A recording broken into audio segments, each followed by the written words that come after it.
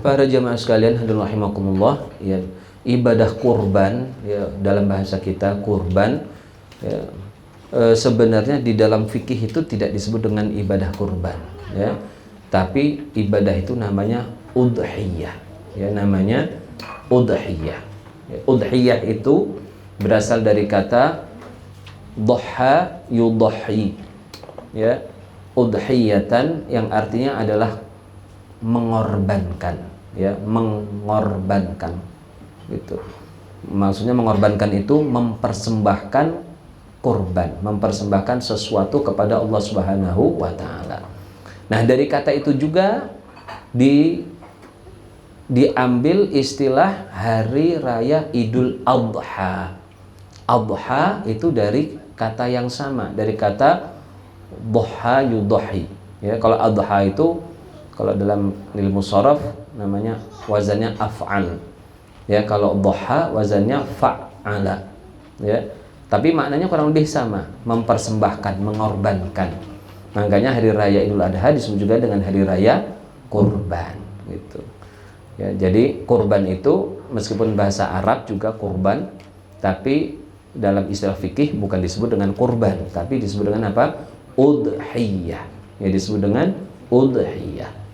Nah, udhiyah ini, ibadah udhiyah atau ibadah kurban ini sejarahnya kembali kepada peristiwa Nabi Ibrahim dan Nabi Ismail. Dalam sebuah kisah yang sangat masyhur di mana Nabi Ibrahim mendapatkan perintah untuk menyembelih putra beliau yaitu Nabi Ismail alaihi wassalam.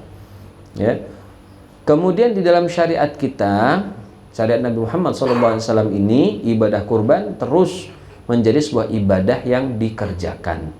Dan hukum ibadah kurban dalam syariat Nabi Muhammad SAW ini adalah sunnah, bukan wajib. Artinya apa? Kalau ditinggalkan ya tidak berdosa.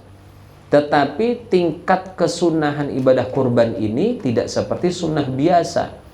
Ibadah kurban ini adalah sunnah muakkadah. Muakkadah itu artinya yang kuat, yang penting, yang tinggi. Sehingga seseorang yang meninggalkan sunnah yang muakkadah tidak seperti meninggalkan sunnah yang biasa. Ya. Orang yang meninggalkan sunnah muakkadah hukumnya makruh syadidul karahah, makruh yang tinggi. Ya, makruh yang tinggi. Meskipun dia nggak dosa, tapi makruh itu kalau diulang-ulang jadi dosa. Ya, jadi dosa. Sekarang nggak kurban, padahal ada duit, ya sekali nggak apa-apalah gitu ya. Allah nggak seneng tapi oke lah. Tahun depan ada duit lagi, ada rezeki lagi, nggak kurban lagi. Nah, mulai nih dapat ancaman. Nanti nggak kurban lagi, dapat dosa. Karena makruh itu kalau diulang-ulang maka berubah jadi maksiat. Ya, ini kaidah ini. Ya, makruh kalau diulang-ulang jadi dosa. Dosa kecil kalau diulang-ulang jadi dosa besar. Nah, itu maka kita harus hati-hati. Jadi ibadah kurban ini sunnah. Kalau ditinggalkan ya tidak berdosa, tapi makruh, sangat makruh. Sampai-sampai Rasulullah SAW itu mengancam. Dalam sebuah hadis beliau mengatakan, man wajada sa'atan, barang siapa yang memiliki kelapangan rezeki, maksudnya punya duit, punya harta, bisa dibelikan kambing, walam yudhi, tapi dia tidak mau berkurban, tidak mau beliin kambing, nggak mau ikut kurban. Apa model orang begini ancamannya kata Nabi? Fala yaqrabanna musallana. Jangan sekali-kali dia dekat dari musala-musala kita, dari kaum muslimin. Bahasanya nyingkir jauh-jauh lah. Punya duit nggak kurban, jauh-jauh sana, nyingkir. Pergilah. Ya, jangan dekat-dekat. Ya. Bukan nyucak wong kita zaman sekarang. Lah duitnya banyak, korban males, agak datang pulak ngantri di masjid. Nah, minta kupon 2 pulak. Nah, ini kurang ajar yang begini nih. Ya. Jadi apa namanya? Kalau punya rezeki jangan nggak korban. Seperti apa sih kelapangan, nanti akan kita bahas. Jadi sekali lagi ini ancaman dari Nabi. Ya. Jadi kalau kita merasa punya harta, ya keluarkanlah. Harta itu akan dibalas oleh Allah. Kontan, cash. Bukan di akhirat, di dunia dibayar. Tapi mungkin bayarannya macam-macam sesuai kebutuhan kita, dan Allah akan pilihkan yang terbaik untuk kita bayarannya itu. Yang terbaik. Sekarang kalau kita mengeluarkan kambing, berapa pula sekarang ini kambing? Yang sedang-sedang, 2,5 juta. Nah itulah ya, 2,5 juta. 2,5 juta atau 3 juta. Ya, 3 juta udah besar, lumayan. 3 juta.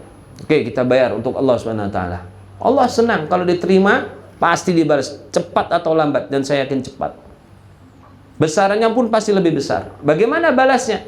Kalau kita 3 juta dibalas oleh Allah 3 juta, alangkah sedikitnya balasan.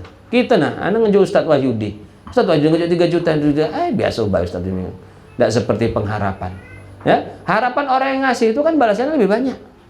Dan itu yang akan Allah lakukan. Kita kalau ngasih 3 juta dibalas 3 juta, hitungannya kita rugi. Cak kita dagang itu lah. Kita beli harga 3 juta, harga 3.000 misalnya. Kita jual 3.000. Ya, tidak kate untung. Rugi kita, capek kan kita. Nah, orang keluarkan 3 juta pening, udah ngumpulkan berbulan-bulan, kan berat ngumpulkan begitu. Ya, mau dikeluarkan harus lawan hawa nafsu, berat juga. Ya, mikir-mikir, 3 juta sayang, zaman Covid, saru sekarang nyari duit. Ya kan? Itu kan lawan hawa nafsu. Tapi Allah balas 3 juta. Ya, nggak mungkin Allah balas 3 juta. Mustahil. Terus balasnya bagaimana? Ya bisa macam-macam. Mungkin rezeki kita tambah lancar, yang punya toko tambah laris. Ya, tambah laris. Yang punya yang bertani, mungkin hasilnya panennya lebih bagus. Mungkin kita pada tahun itu Allah tetapkan mungkin mau dapat penyakit, Allah angkat penyakitnya. Padahal kalau penyakit itu jatuh, mungkin kita untuk berobat, untuk ke dokter, untuk beli obat lebih banyak daripada yang kita keluarkan 3 juta itu. Coba kalau kita suruh milih, ya, misalnya Allah tahu gitu, kamu tahun depan ini bakal kena penyakit parah, kau bakal kecelakaan motor, masya Allah, patah kaki, dua-duanya pula. Nah, dioperasi mahal puluhan juta. Nggak ada. Kalau nak diangkat dari ini, bagaimana ya? Korban. Mau ikut nggak? Pasti mau. Pasti mau.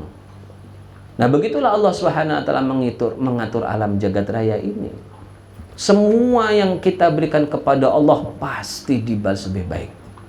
Man taraka syai'an lillahi awwadallahu khairan minhu. Ini kaedah ini dari hadis. Barang siapa yang meninggalkan sesuatu untuk Allah, kita meninggalkan harta kita, kita berikan kepada Allah.